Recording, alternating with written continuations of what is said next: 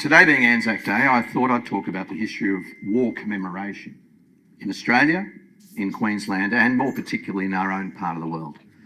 I'll discuss and show you the various types of local war memorials, plaques and honour boards, who commissioned them and where they can be found. I'll talk a bit about what these memorials tell us about those who created them and those who are listed on them.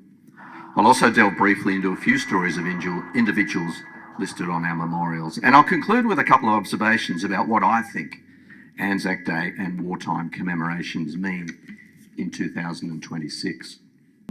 So let's have a look at some of the main memorials around New Farm and surrounding area. So first of all, monuments. I've included buildings in this category.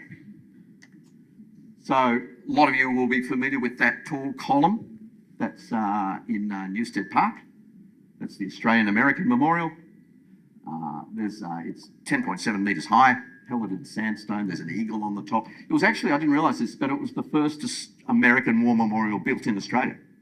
So it was built before anybody else. And I think that's probably because we recognised how important the US was during World War II when they came here to help win the battle in the Pacific. There's a number of plaques. I won't go into all the details, you can see it all there. Submariners Walk, Heritage. There was a dawn service there this morning. Grace was there. Denise was there. Is that right? Anyone else there this morning?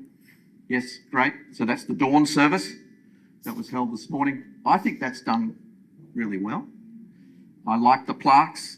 I like the way they've set it out. I like the submarine-shaped seats, which they put I think it's a blue glow at night.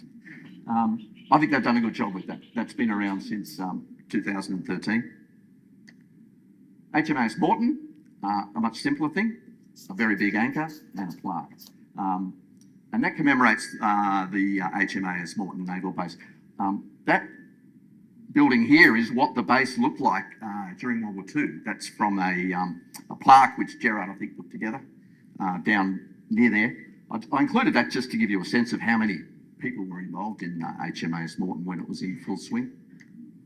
Sandakan Prisoners of War, again, there was a service there, I think it's at 9 o'clock, was there this morning. That's a very different memorial. It's got this bronze relief of the mountain range that the prisoners of war were forced to cross in 1945.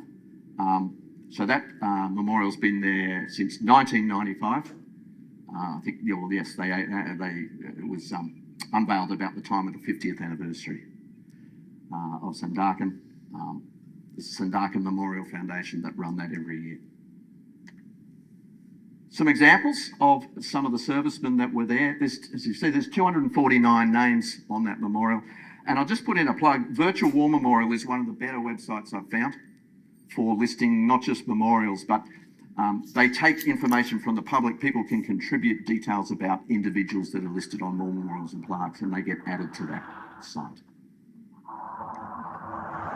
Coast Watchers Memorial, that's probably the most recent one. That was only opened last year. Some of you remember we've talked about that here at the Society. That honours the Coast Watchers who helped monitor the enemy movements in the Pacific during World War II. Oh yes, of course, yes.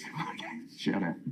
Yeah, so an important plaque and gazebo. These days we live in a much more open, pluralistic, questioning society, and I believe this is a good thing. Unfortunately, it's become fashionable to measure the past action of others using the standards of today. I think we owe it to those who came before us to try and put ourselves in their shoes, to try to understand the world as it was in 1914, or 1939, or 1968, and the motivations and pressures on those who enlisted and those who sent them off to fight.